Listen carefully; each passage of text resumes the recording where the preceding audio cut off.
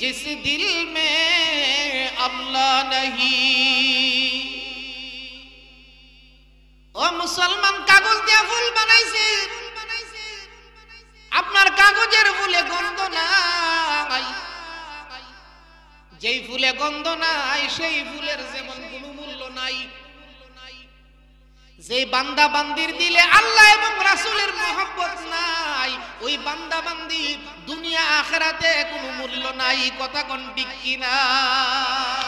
এই বেহেশতের বাগানের মধ্যে আমরা বসছি কার মহব্বতে? আরো জোরে কোন। ও মুসলমান, যতক্ষণ মাহফিলের মধ্যে বসা থাকবো, এই বসা অবস্থায় আল্লাহ তাআলার কাছে দোয়া করব, আল্লাহ দুনিয়ার মহব্বত দূর কইরা তোমার মহব্বত আমার দিলের ভিতরে ঢুকাইয়া দাও। জোরে কোন আমিন। কার মহব্বত? কারণ আল্লাহর ভালোবাসাটা এটা হইছে আসল ভালোবাসা। আর দুনিয়ার যত ভালোবাসা দেখেন সব হইল বাটপারি আর দান্দালি আর দুকাবাজি। কথা বলেন ঠিক কিনা? ও মুসলমান, কাসাইদের হুজুর রহমাতুল্লাহ আলাইহি, কাসাইদের হুজুর আনসারী সাহেব হুজুরের শ্বশুর, কাসাইদের হুজুরে বলতো মিশামিশি কাটাইলাম জিন্দেগি। বলতো কিনা? মুরব্বীরা শুনছেন কিনা কাসাইদের হুজুরের কাছ থেকে? মিশামিশি কাটাইলাম। মাহফিলে যে হাঁটতে আইবেন, প্রতিটা কদমে কদমে আল্লাহ আপনারে নেকি দিব। কথা কোন ঠিক না? প্রতিটা কদমে কদমে আল্লাহ তাআলা গুনাহ মাফ করবে। এরপরে উলামায়ে কেরামের সামনে যে বসবে, কারণ 4টা জিনিস আছে, যে 4টা জিনিসের দিকে ছায়া থাকলেও সওয়াব। সুবহানাল্লাহ জোরে কর। কয়টা জিনিস? ভাই আওয়াজ একটু কমাই দাও। 4টা জিনিসের দিকে তাকায়া থাকলেও সওয়াব। কই জিনিস? কথা কই নো, একটু কষ্ট হইতেছে আপনারা। 4টা জিনিসের দিকে তাকায়া থাকছেন, শুধু ছায়া রইছেন আর কিচ্ছু করছেন না, সওয়াব। 1 নম্বরে কাবা ঘর, বাইতুল্লাহ শরীফ, আল্লাহর যে খানায়ে কাবা। মক্কা গেলে শুধু খানায়ে কাবার দিকে তাকায়া থাকলেই আল্লাহ তাআলা বান্দার গুনাহগুলা মাফ কইরা দেয় এবং চোখের জ্যোতি আল্লাহ তাআলা বাড়ায়া দেয়। সুবহানাল্লাহ। ছায়া থাকলে সওয়াব। ওই জিনিস 1 নম্বরে বাইতুল্লাহ শরীফ। কালো গিলাফের দিকে তাকায়া থাকলে চোখের জ্যোতি বাড়ে, গুনাহ মাফ করে। 2 নম্বরে কোরআন শরীফ। সুবহানাল্লাহ। কোরআন শরীফটা হাতে লইয়া শুধু ছায়া রইছে, কোরআন শরীফটা হাতে নিয়ে শুধু তাকাই রইছেন। আল্লাহ সুবহানাহু ওয়া তাআলা আপনার আমলনামা থেকে সগীরা গুনাহগুলো অটোমেটিক আল্লাহ মাফ করে দেন। 3 নম্বরে মা বাপ। 3 নম্বরে মা বাপ। মা বাপের দিকে শুধু আপনি ছায়া থাকলেই সওয়াব। সুবহানাল্লাহ জোরে কর। বাড়িত গিয়া মহব্বতের দৃষ্টি দিয়া মার দিকে বাবার দিকে তাকাই রইছেন। শাইখে দিগুলবাগী রহমাতুল্লাহ আলাইহি, নাম শুনছেন নি আপনারা? দিগুলবাগী হুজুর দেখছেন না আপনারা? দিগুলবাগী হুজুরের মা আছেন, হুজুরে বাড়িত গিয়া মার দিকে ছায়া থাকতো। সুবহানাল্লাহ। হুজুরের মা একদিন কইতাছে, তুমি অত বড় বেটা, আমার ফেল ছায়া তাবা, আমার শরম কর। দিগুলবাগী রহমাতুল্লাহ আলাইহি নিজের মুখের কথা। আমি আমার মার দিকে ছায়া রইছি, আমার মা আমারে বলতেছে, বাবা তুমি যে আমার দিকে তাকায়া থাকো আমার লজ্জা লাগে, শরম লাগে। শাইখে দিগুলবাগী রহমাতুল্লাহ আলাইহি বলেন, মা আপনার দিকে আমি এই জন্য তাকায়া থাকি, যতক্ষণ পর্যন্ত আপনার চেহারার দিকে আমি তাকায়া থাকবো আল্লাহ তাআলা আমার আমলনামায় নেকি লিখা দিব, গুনাহগুলো আমার মাফ করে দিবেন। ও যুবক, যাদের মা বাবা আছে, মহব্বতের দৃষ্টি দিয়া শুধু ছায়া থাকবা। বেটা ওরির পেল ছায়া থাক। কথা কোন আছে কিনা নাই? আরে বাবারি, বিয়া করার পরে বেটা ইমন গলা গলছে। আর আমরা দেশের কিছু হরিও আছে, আমার কত জামাই আছে, বুদলের জামাইটা আয়ে বালা, বিডি ফার্ম দে। কথা কন। 3 মাস ধরে মা কইতাছে কালা আঙ্গুর খাইবো, বুদল বাজার থেকে আই পরে হের বলে মন তায় না। আর শ্বশুর বাড়ির যা বলা মাশাআল্লাহ 2টা, এক হাতে মিষ্টি আর এক হাতে ফল, হরিরে নিয়ে খাওয়াইবো। ইমন হরিফা বললে কিছু লোক আমরা সমাজে আছে কিনা নাই? ও মুসলমান যুবক, শাশুড়িরে খাওয়াও, অসুবিধা নাই। নিজের মা বাপ, নিজের আপনজন, নিজের মা বাপকে খাওয়াইয়া তারপরে কথা বলেন ঠিক কিনা? কারণ শাশুড়ি ছায়া থাকে জামাইয়ের হাতের দিকে, আর মা বাপ ছায়া থাকে ছেলের মুখটার দিকে আর পেটটার দিকে। কথা বলেন ঠিক কিনা? তাহলে চারটা জিনিসের দিকে ছায়া থাকলেও সওয়াব। 1 নম্বরে কাবাঘর, 2 নম্বরে কোরআন শরীফ, 3 নম্বরে মা বাপ, 3 নম্বরে 4 নম্বরে হক্কানি উলামায়ে কেরাম। সুবহানাল্লাহ। জুম্মার নামাজের আজানের আগে ওই মসজিদে যাবে। আছে না অনেক মুসল্লি? গিয়া মসজিদে ইমাম সাহেবের কাছে বসে ইমাম সাহেবের চেহারার দিকে ছায়া থাকে। ও মুসলমান যুবক, যতক্ষণ ইমাম সাহেব উনার চেহারার দিকে আপনি মহব্বতের দৃষ্টি দিয়ে তাকায়া থাকবেন, আল্লাহ সুবহানাহু ওয়া তাআলা আপনার আমলনামা থেকে সগীরা গুনাহগুলো মাফ করে দেবেন। তাহলে মাইকের আওয়াজ যারা দূরের থেকে শুনে, এরা মেরাজুল কাসিমের সেরা দেখতে পারবো। মাইকের আওয়াজ যারা দূরের থেকে শুনে, এরা আজিজুল ইসলাম জালালী সাহেবের সেরা দেখতে পারবো। তাহলে এই জন্য যারা আশপাশে আছেন, পরিবেশটা অনেক সুন্দর কইরা এই এলাকার যুবকরা আয়োজনটা করছে। আমি অনুরোধ করে বলবো, আলহামদুলিল্লাহ, যেই মানুষ আইছে ওয়াজ আমরা চলবো, আর কেউ না আইলে অসুবিধা নেই। কথা কর, আমরা ওয়াজ চলতো না, কিন্তু আপনি যদি আসেন লাভ হইব কার? আপনার নিজের। এই জন্য আমি অনুরোধ করে বলবো, এই এলাকার যারাই এখনো বাহিরে আছে, ভাই ও জিন্দেগি তো জীবনের বেশিরভাগ সময় তো শাস্ত্র বইয়া কাটাই লাইছি আমরা। আরে বাবা রে, আসর নামাজের পরে বুদল বাজারও গিয়াবো একবার রাত 11টার সময় বাড়িতে আছে কিনা না? মসজিদে কত সময় দিতেছি আমরা, মসজিদে আল্লাহর ঘরে কত সময় বসতেছি, আর শাস্ত্রলে কতটুকু বসতেছি, এটারও একটা হিসাব নিকাশ আল্লাহ তাআলার দরবারে আমরা দোন লাগবে। কথা বলে এই জন্য আমি অনুরোধ করে বলবো, যারা এদিক সেদিক আছেন আপনারা সকলেই ভিতরে চলে আসুন। আজকে যে বড় বড় আলেম দাওয়াত দিচ্ছেন, আপনারা এরকম আলেম সিজনে দাওয়াত দিয়ে পাওয়া যায়। এই জন্য এলাকাবাসীকে অনুরোধ করে বলবো, সকলেই ভিতরে চলে আসুন। আল্লাহ সুবহানাহু ওয়া তাআলা, আর সবাই আসতে পারতো না, যারা আল্লাহ কবুল করে। কথা বলেন, সাপুরিয়া চিনেননি? সাপুরিয়া বাইদ্যা চিনেন না? আগে আমরা ছোটবেলায় দেখলাম সাপ ধরবার লাগে বাইদ্যা আনতো না? বাইদ্যার হাতে একটা বাঁশি আছে। কোনছেন বাঁশিটার নাম কি? বিন বাঁশি। কথা কোন? বাইদ্যার হাতের বাঁশিটার নাম কি? বাইদ্যা যখন বিন বাঁশিটা বাজানি আরম্ভ করে, তখন সাপের ভিতরে যে বিষ আছে, বিষধর সাপ আর গর্তের ভিতরে থাকতে পারে। কথা কোন? বাইদ্যার বাঁশির আওয়াজ শুনলে যেই সাপের ভিতরে বিষ আছে, এই সাপ গর্তের ভিতরে থাকতে পারে না। বাইদ্যার পিছনে পিছনে ছুটে। বাইদ্যার বাঁশির আওয়াজ শুনলে, সাপুরিয়ার বাঁশির আওয়াজ শুনলে সাপ যেরকম ভাবে ঘরের ভিতর থেকে বাইর হয়ে যায়, গর্তের ভিতর থেকে বাহির হয়ে যায়। যেই মুসলমানের দিলের ভিতরে ঈমান আছে, কি আছে? ঈমানের মহব্বত আছে, ঈমানের নূর আছে, ওই মুসলমান মাহফিলের মাইকের আওয়াজ শুনলে ঘরের ভিতরে থাকতে পারে না। বাইদ্যার বাঁশির আওয়াজ শুনলে যেমন বিষধর সাপ ঘর থেকে বাইর হয়ে যায়, ঠিক এমনই ভাবে যাদের দিলের ভিতরে যাররা পরিমাণ ঈমান আছে, মাহফিলে মাইকের আওয়াজ শুনলে অবশ্যই তারা এই মাহফিলের দিকে চলে আসবে। কথা বলেন ঠিক কি? বুঝা গেল? যারা আসতে পারে না, বুঝা গেল তাদের ঈমানের মধ্যে দুর্বলতা আছে। কথা বলেন ঠিক কি? ও মুসলমান, কবি বলতেছেন, ও গুলগুল নাহি जिस गुल में बू नहीं, ओ दिल दिल नहीं जिस दिल में अल्लाह नहीं। কাগজ দিয়া ফুল বানাইছেন, আপনার কাগজের ফুলে গন্ধ নাই, গন্ধ আছে। কথা বলেন, আওয়াজ আসেনি আপনাদের? গলার একটা আওয়াজ, গলার একটা কাশি দেন, জবানটা খুইলা মহব্বতে কোন আল্লাহু আকবার। মাশাআল্লাহ, আমরার বুদুলের আওয়াজটা আরো জোরে, মহব্বতে আল্লাহু আকবার। ও গুলগুল নাহি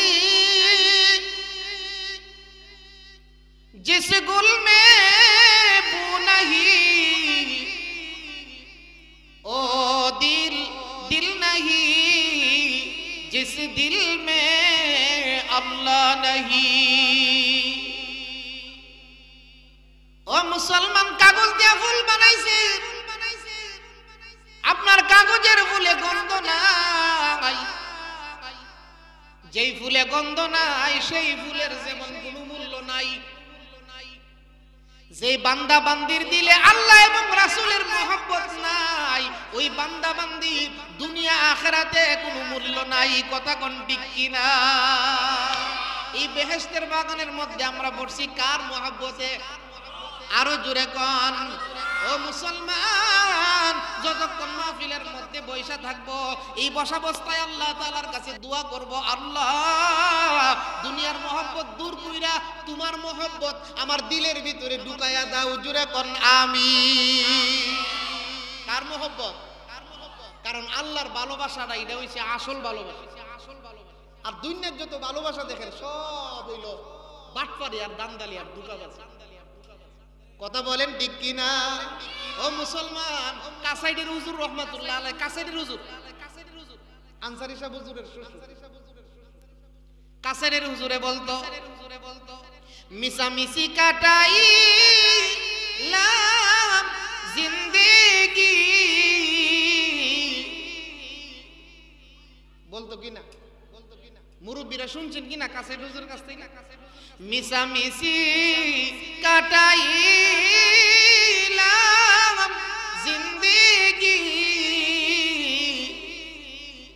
যাইনা বুই যা না করিলাম বন্দেগি। কথা কোন ঠিক কিনা? ও মুসলমান, দুনিয়াতে যত ভালোবাসা দেখতেছেন সব ভালোবাসা হইল দুই নাম্বার। একমাত্র আমার মৌলা আর আল্লাহর রাসূলের সাথে আমরা যে ভালোবাসা আছে ওই ভালোবাসাটা হইল এক নাম্বার আর খাঁটি ভালোবাসা। কথা কোন ঠিক কিনা? তাহলে এই মাহফিলের মধ্যে আমরা বইছি আল্লাহর সাথে মহব্বত ভালোবাসা কায়েম করার জন্য। কথা বলেন ঠিক না? তাহলে ইখলাসের সাথে আমলের নিয়তে কথাগুলো শুনবো। আল্লাহ সুবহানাহু ওয়া তাআলা আমাদেরকে আমলের নিয়তে কথাগুলো শোনার তৌফিক দান করুন। সকলে বলুন আমিন। আমি আপনাদের সামনে পবিত্র কোরআনে কারীমের সূরা ইউনূসের 63 নম্বর আয়াতখানা তেলাওয়াত করছি। আমার তেলাওয়াতকৃত আয়াতের মধ্যে আল্লাহ তাআলা আল্লাহর ওলি যারা হবে, কারা? আল্লাহর ওলি। আল্লাহর ওলি যারা হবে তাদের পরিচয় আল্লাহ তাআলা এই আয়াতের মধ্যে তুলে ধরেছে। সুবহানাল্লাহ, জোরে কর। আচ্ছা, আমি আপনাদের কাছ থেকে জানতাম চাই ওলি শব্দের অর্থ হলো বন্ধু। ওলি শব্দের অর্থ কি? একটু কথা বুঝেননি আপনারা? কষ্ট হইতেছে? একটু মহব্বতে জিকির করতে পারবেন নি? কয়েক মর্তবা পারবেন নি? আওয়াজ দিয়ে করুন লাগবো কিন্তু, পারবেন তো সবাই?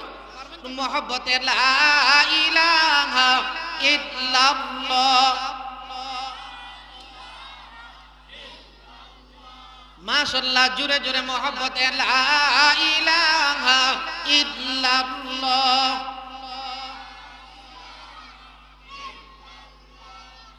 লা ইলাহা ইল্লাল্লাহ, লা ইলাহা ইল্লাল্লাহ,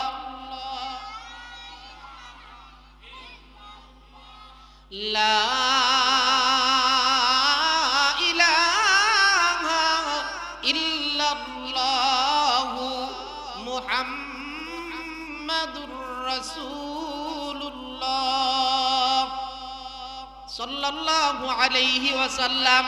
আমার তিলাওয়াতকৃত আয়াতের মধ্যে আল্লাহ রাব্বুল আলামিন বলতেছেন, ও দুনিয়াবাসী, আমি আমার ওলি যারা হবে, আমার বন্ধু যারা হবে, আমার বন্ধুদের কিছু পরিচয় আমি আয়াতের মধ্যে তুইলা ধরছি। জুরে কোন সুবহানাল্লাহ। কার বন্ধু? আল্লাহর বন্ধু, আল্লাহর ওলি। আল্লাহর ওলি ওইবার মন চানি, হুজুররা ওইব শুধু না, সবাই ওন লাগবে। আল্লাহর ওলি হইয়া কবরে গেলে লাভ আছে। আল্লাহর ওলি না হইয়া জালেম হইয়া যদি আপনি কবরে যান, জালেম দুনিয়াতে জুলুম করছেন, রাজনীতি করতে গিয়ে জুলুম করছেন, এমন জালেম হইয়া যদি আপনি কবরে যান, উপায় থাকতো না।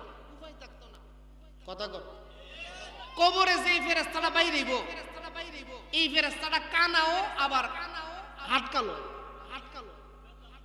সাংঘাতিক বেতালা, কানাও আবার হাত কালো, বাড়িটা দিলি গিয়া ফাও ধরবো আঞ্জা দিয়ে, ফেরেশতা মনে করবো বাড়িটা বুঝি অস্ত হইছে। কানা তো আর হাত কালো তো চোখে দেখে না, কানে শুনে। ও মুসলমান, উপায় থাকবে না। আল্লাহর সাথে যদি বন্ধুত্ব আর ভালোবাসা কায়েম কইরা, রাসূলের সাথে যদি বন্ধুত্ব আর ভালোবাসা কায়েম কইরা কবরে যাইতাম পারি, কবরে যাওয়ার সাথে সাথে আল্লাহ তাআলা ডাক দিয়া ফেরেশতাদেরকে বলবে, ও আমার ফেরেশতারা, এই লোকটা আমার বন্ধু, এই লোকটা আমার দুস্থ, আমার বন্ধুর জন্য তার দৃষ্টির সীমা পর্যন্ত কবরটারে প্রশস্ত বানায়া দাও। সুবহানাল্লাহ জোরে। আল্লাহর বন্ধু হয়ে আমরা কবরে সবাই যাইতাম। এখন আসুন, আল্লাহর বন্ধু হইয়া কবরে যাইতে চাইলে, আল্লাহর বন্ধু হইতে গেলে দুইটা গুণ লাগবে। কয়টা গুণ লাগবে? কথা বলেন, কয়টা গুণ লাগবে? দুইটা গুণ লাগবে। একটা গুণ হইছে আল্লাযীনা আমানু, আল্লাহর উপরে সর্বোপরি আল্লাহ তাআলার উপরে ঈমানটারে মজবুত করতে। এক নাম্বার গুণ কি? ঈমান। কথা বলেন, এক নাম্বার গুণ কি? ঈমান হইছে সকলদের মূল। একবারটা নামাজ পড়ে ঈমান নাই, কবুল হইব? সারা রাত্রি মাছ শিকার করছে, ডুলার তলা নাই, সারা রাত্রির শিকার ব্যর্থ। কথা বলেন ঠিক কি না?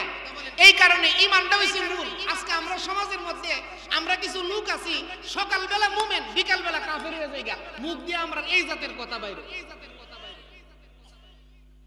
ও মুসলমান, এই জন্য আল্লাহর ওলি হইতে গেলে সর্বপ্রথম যে গুণ, এই গুণটার নাম কি? আরো জোরে বলেন। এখন আসুন, ঈমান কারে কয়? ও মুসলমান, নিজের জবান দিয়া স্বীকার করা, দিল দিয়া কথাগুলারে মানা এবং নিজের আমল দিয়া এইগুলারে প্রকাশ করা, তার নাম হইল ঈমান। ও মুসলমান, আল্লাহর বান্দা বান্দি, ঈমান হইল নিজের জবান দিয়ে আগে স্বীকার করতে হইব, লা ইলাহা ইল্লাল্লাহ, এই কথার স্বীকৃতি নিজের জবান দিয়া দিতে হইব। এরপরে দিলের মধ্যে আবার কথাটারে বসাইতে হইব, আমার দুনিয়ার কোনো মালিক নাই, আমার মালিক একমাত্র আমার আল্লাহ। কথা কোন মালিককে? দিলের মধ্যে কথাটার জায়গা কইরা দিতে হইবে। মুসলমান, যখন ঈমানটারে আপনি দিলের মধ্যে বসাইবেন, তখন আল্লাহ তাআলার পক্ষ থেকে বিভিন্ন পরীক্ষা আপনার সামনে আসবে। কি আসবে? আরো জোরে কোন। পরীক্ষা আইব, পরীক্ষা। মুমিনের পরীক্ষা বেশি। আমরা নবীরও তো আল্লাহ কত পরীক্ষা করছে, আমরা নবীর আল্লাহ পরীক্ষা করছেন। ও মুসলমান, তায়েফের পরীক্ষার ঘটনা, নবীজির তায়েফের ঘটনা আমরা সবাই জানি। পরীক্ষাটা শুরু হইছে না বড়? আল্লাহর পয়গম্বর তায়েফে কত কঠিন পরীক্ষা দিছে। ও মুসলমান, ঈমান যদি আপনি গ্রহণ করেন, দুনিয়াতে বিভিন্ন পরীক্ষা আপনার সামনে আসবে। দেখবেন ছেলে মারা গেছে, বাড়িতে গিয়া দেখবেন বউ অসুস্থ হয়ে গেছে, জমিনের মধ্যে গিয়া দেখবেন ফসলটারে ফুকা খায়া লাইছে, বুদল বাজারও ব্যবসা আছে, গিয়া দেখবেন দোকান চুরি হয়ে গেছে। আল্লাহ রাব্বুল আলামিন বলতেছেন, ও আমার বান্দা বান্দি, আমি আল্লাহ পরীক্ষা করব। যার ঈমান যত মজবুত হবে, তার পরীক্ষাটা তত কঠিন হইবে। কথা কোন ঠিক কিনা? আল্লাহর খলিল ইব্রাহিম আলাইহিস সালাম কত কঠিন পরীক্ষা দিছে। দুনিয়ার কোন মানুষ, আমরা যারা আছি, এরকম পরীক্ষা আমরা কোনোদিন দিতে পারবো না। কথা কোন ঠিক কিনা? কয়ে দিছে, তোমার একটা ছেলে 9 বছর বয়স, ছেলেটারে মিনার জমিন নিয়ে তুমি কুরবানি করো। পরীক্ষাটা শুরু না বড়? পারবেন না আপনি? ও মুসলমান যুবক, ওগো আল্লাহর বান্দা বান্দি, আল্লাহর পয়গম্বর সুলাইমান আলাইহিস সালাম রে আল্লাহ তাআলা পরীক্ষা করছে, রাজত্বটা নিয়ে গেছে। বাদশাহীরা লয়ে গেছে। কিন্তু সুলাইমান আলাইহিস সালাম যে রাজত্ব চালায় গেছে, জুলুম করছে। সুলাইমান পয়গম্বরের রাজত্বটা আল্লাহ তাআলা নিয়ে গেছে। এটা আল্লাহর কুদরত, আল্লাহ ওনারে পরীক্ষা করছে। ইমানদাররে আল্লাহ কি করব? পরীক্ষা করব। কথা বুঝেননি আপনারা? আর আমরার দেশের প্রধানমন্ত্রী যে বাইকে গেছে, তাই ইন্ডিয়া আল্লাহ পরীক্ষা করছে না, তাই ইন্ডিয়া আল্লাহ শাস্তি দিছে। কথা কোন ঠিক কি না? ৪৫ মিনিট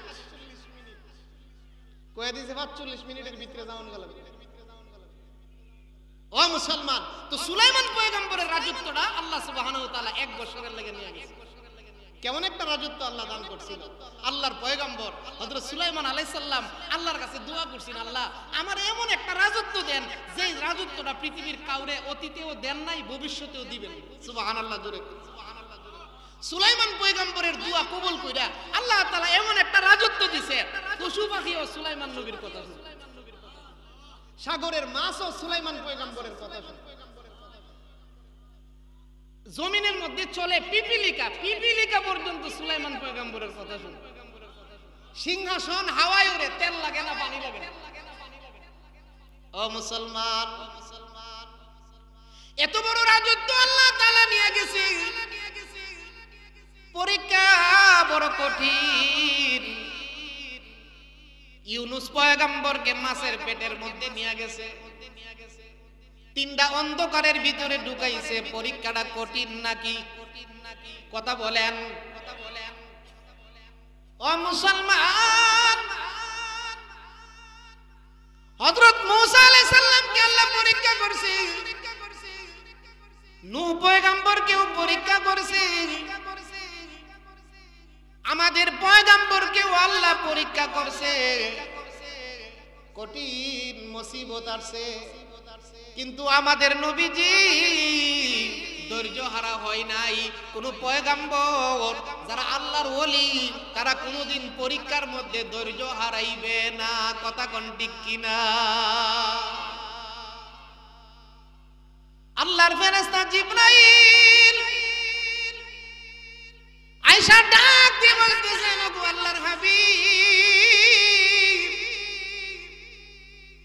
তায়েফের পাহাড়ের কিনারায় বসে আপনি কান্দেন। নবী গো,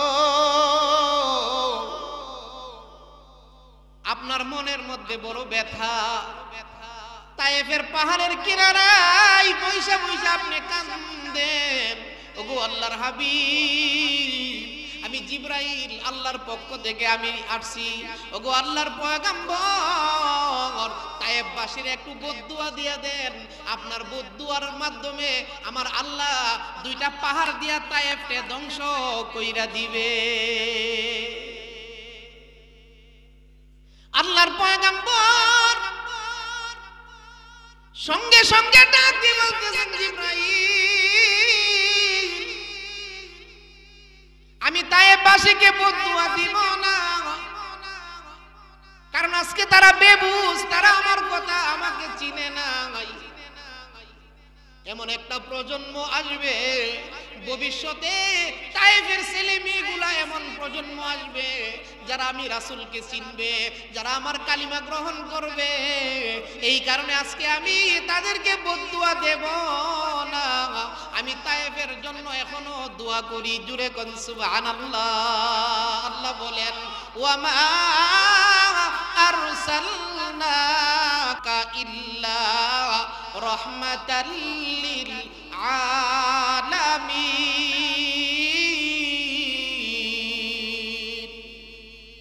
ও মুসলমান, দয়ার নবী, রহমতের নবী। আল্লাহ যতই পরীক্ষা করছে, ঈমান ছাড়ছে। কোন ওলি আউলিয়ারা যতই পরীক্ষার সম্মুখীন হয়েছে, তারা ঈমান ছাড়ছে। এই জন্য আল্লাহ রাব্বুল আলামিন বলতেছেন, ও আমার বান্দা বান্দিরা শুনো, যদি আমার ওলি হইতে চাও, যদি আমার বন্ধু হইতে চাও, যদি আমার দোস্ত হইতে চাও, আমার সঙ্গে যদি তোমার মহব্বত বাড়াইতে চাও। এক সাহাবী গিয়ে বলতেছে, ইয়া রাসূলুল্লাহ, আমি আপনাকে ভালোবাসি। সাহাবী গিয়ে কি বলতেছে? ইয়া রাসূলুল্লাহ, আমি আপনাকে ভালোবাসি। সাহাবী নবীজির সামনে বসে বলতেছে, আপনাকে আমি কয় সাহাবী, আমি নবীর যে তুমি ভালোবাসো, পানির স্রোত যেভাবে আয় এইভাবে তোমার উপরে মুসিবত আইবে, এইভাবে আল্লাহর পক্ষ থেকে তোমার উপরে কিনবে মুসিবত আইব। আজকে আমরা মুসলমান, দেখা গেছে অল্প কিছু হইলেই আমরা আল্লাহরে পর্যন্ত আমাদের সমাজের কিছু লোক আছে গালাগালি আরম্ভ করে, বিশেষ করে আমরা বেড়াইতে আমরার ঘরের মহিলাগুলা জ্বরটা উঠলে তো হদাকালি আমারই হইতে কথা কর, এই জাতের শব্দ আমরা সমাজের মা বোনদের ভিতরে মুখ দিয়া আসে কি আসে না? সকালবেলা মুমিন, বিকালবেলা কাফের হয়ে যাওয়া লাগবো। ও মুসলমান, ওয়াল কাদিরি খাইরিহি ওয়া শাররিহি মিনাল্লাহি তাআলা, তাকদীর তাকদীর তাকদীর তাকদীর কপাল ভাগ্য, ওয়াল কাদিরি খাইরিহি ভালোটা আল্লাহর পক্ষ থেকে, খারাপটা আল্লাহর পক্ষ থেকে। মুসিবত আইছে, আপনি মুমিন, আপনি ঈমানদার, আপনি মনে করতেই বইছি মুসিবত আমার আল্লাহ দিয়েছে। কথা বলেন, সত্যিকারের ঈমানওয়ালা যারা, এক নম্বরের ঈমানওয়ালা যারা, মুসিবতে আলহামদুলিল্লাহ বলে সুবহানাল্লাহ জোরে কর। নবীজির চাচা হযরত আব্বাস রাদিয়াল্লাহু তাআলা আনহু, হযরত আব্বাস রাদিয়াল্লাহু তাআলা আনহু নবীজির চাচা ঘোড়ার উপরে সওয়ার হইয়া কোথায় যেন যাইতেছে, কে যেন গিয়া ডাক দিয়া বলতেছে, ওগো আল্লাহর নবীর চাচা আব্বাস, আপনার একটা ছেলে মৃত্যুবরণ করছে। বাপের জন্য এই খবরটা একটা কঠিন খবর। কথা বলেন, একজন পিতার জন্য যে আপনার ছেলেটা মৃত্যুবরণ করছে, এই খবরটা বাপের জন্য বড় কঠিন। কারণ পৃথিবীর মধ্যে সবচেয়ে ভার হইছে বাপের কান্দে ছেলের লাশ। কথাটা মনে বুঝাইতাম পারতাছি, সবচেয়ে ওজন, সবচেয়ে ভার হইছে বাবার কান্দে ছেলের লাশ। আপনি বাবা, আপনার কাছে যদি আইসা কেউ খবর দেয় যে ভাই সাহেব আপনার ছেলেটা মৃত্যুবরণ করছে, এই খবরটা বড় কঠিন একটা খবর। কথা বলেন ঠিক কিনা? নবীজির চাচা, নবীজির আপন চাচা হযরত আব্বাস রাদিয়াল্লাহু আনহু ঘোড়ার উপরে সওয়ার হয়ে যাইতেছে, এমন সময় কে যেন গিয়া বলতেছে, ওগো আল্লাহর নবীর চাচা আব্বাস, আপনার ছেলে মারা গেছে। সঙ্গে সঙ্গে এই ঘোড়ার পিঠ থেকে উনি নামছে, ওযু করছে, 2 রাকাত নামাজ আদায় করছে। সুবহানাল্লাহ জোরে। আল্লাহ বলেন ওয়াস্তাঈনু বিস-সাবরি ওয়াস-সালাহ।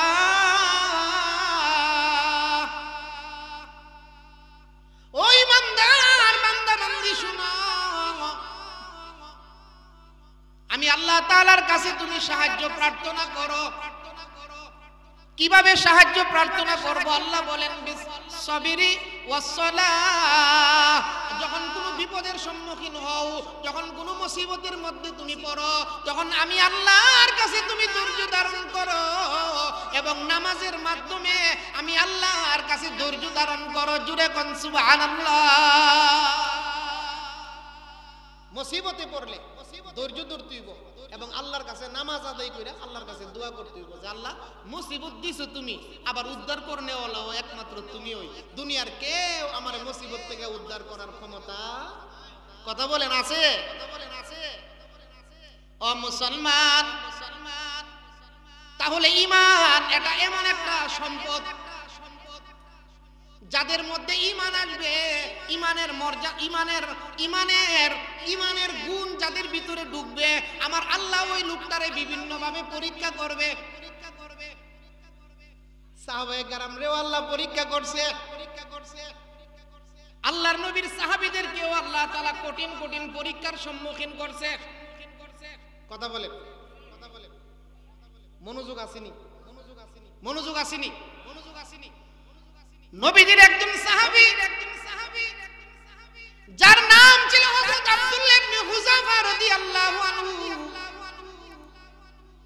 সাহাবীর নাম আব্দুল্লাহ ইবনে হুযাফা। সবাই বলেন আব্দুল্লাহ ইবনে হুযাফা। সাহাবীর নাম কইলে সওয়াব আছে। আব্দুল্লাহ ইবনে হুযাফা রাদিয়াল্লাহু আনহু। বলেন সবাই রাদিয়াল্লাহু আনহু। খলিফাতুল মুসলিমিন হযরত উমর রাদিয়াল্লাহু আনহুর জামানায় রোম দেশের সাথে বিশাল বড় একটা জিহাদ হয়েছিল, যুদ্ধ হয়েছিল। রোম দেশের সঙ্গে মুসলমানদের একটা জিহাদ হয়েছিল। ওই জিহাদের মধ্যে হযরত আব্দুল্লাহ ইবনে হুযাফা রাদিয়াল্লাহু আনহু ছিল সেনাপতি, মুসলমানদের পক্ষ থেকে ছিল সেনাপতি। রোম দেশের কাফের বেঈমানদের সঙ্গে যে যুদ্ধটা হয়েছিল, হযরত আব্দুল্লাহ ইবনে হুযাফা রাদিয়াল্লাহু আনহু ছিল সেনাপতি। উনি এবং উনার সঙ্গে কিছু মুসলমান নবীর সাহাবী ওই যুদ্ধের মধ্যে বন্দী হয়ে গেছে। কি হয়ে গেছে? মুসলমান সাহাবায়ে কেরাম ওই যুদ্ধের মধ্যে কাফেরদের হাতে বন্দী হয়ে গেছে।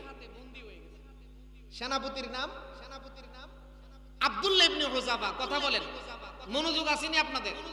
সেনাপতির নাম। ও মুসলমান, আমরা সকালবেলা মুমিন থাকি, বিকালবেলা কাফের হয়ে যাই। আমরা এই জাতের কথাবার্তা মুখ দিয়ে অনেক সময় করি, বলি কি বলি না? সাবধান, ঈমান একটা সম্পদ, ঈমান একটা দামি সম্পদ। এই ঈমানদারে কোনো অবস্থাতেই ছাড়া যাবে না, ঈমান থেকে দূরে যাওয়া যাবে না। যদি আপনি ঈমান থেকে দূরে যান গা আর ঈমানটা আপনার কাছ থেকে বাইরে হয়ে যাগা আর এই অবস্থায় আপনি মৃত্যুবরণ করেন, বেঈমান হয়ে কবরে যাবেন। ও মুসলমান, সাহাবায়ে কেরাম ঈমানকে কিভাবে মজবুত কইরা ধরতো? হযরত আব্দুল্লাহ ইবনে হুযাফা রাদিয়াল্লাহু তাআলা আনহু যখন রোম দেশের মধ্যে বন্দী হয়ে গেছে, হযরত আব্দুল্লাহ ইবনে হুযাফা এবং উনার সঙ্গে আরো নবীজির কিছু সাহাবী আছে, তাদেরকে পরের দিন বন্দী কইরা রোমের বাদশার কাছে নিয়ে গেছে। কার কাছে? রোমের বাদশার কাছে নিয়ে গেছে হযরত আব্দুল্লাহ ইবনে হুযাফা রাদিয়াল্লাহু আনহু। যখন আব্দুল্লাহ ইবনে হুযাফা রাদিয়াল্লাহু আনহুকে রোমের বাদশার কাছে নিয়ে গেছে, হযরত আব্দুল্লাহ ইবনে হুযাফা রাদিয়াল্লাহু আনহু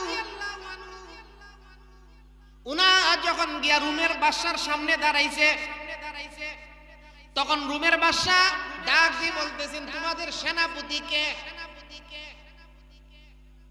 ও মুসলমান নবীর সাহাবীরা শুনো, তোমাদের সেনাপতি কে?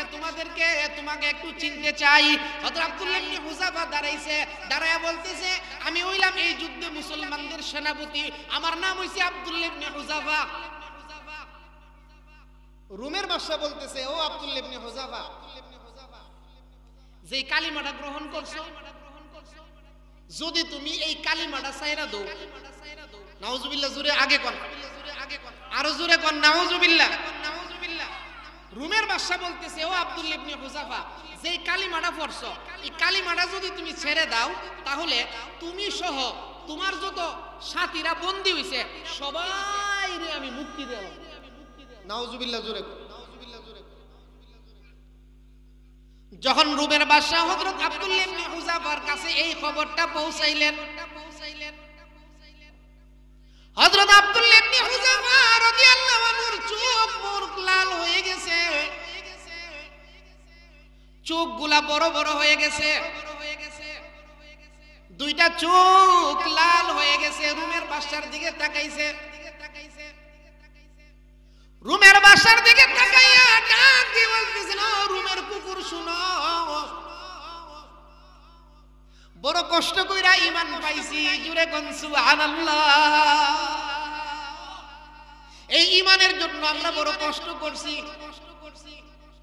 ও রোমের বাদশা শুনো, ঈমান গ্রহণ করার কারণে মক্কায় থাকতে পারি না, ঈমান গ্রহণ করার কারণে মক্কা ছাড়ছি। কথা কর, ঈমান গ্রহণ করার কারণে মক্কার বাড়ি ঘর জমি জমা সব ত্যাগ করছি। ও রোমের কাফের, তুমি শোনো, ঈমানের কারণে আমরা অনেক বিসর্জন দিছি। যে ঈমান পাইছি নবীর মাধ্যমে, নবীজির ভালোবাসা পাইছি, নবীর মহব্বত পাইছি, আর তুমি বলতেছো ঈমানটা ছেড়ে দেওয়ার জন্য। ও রোমের কুকুর শোনো,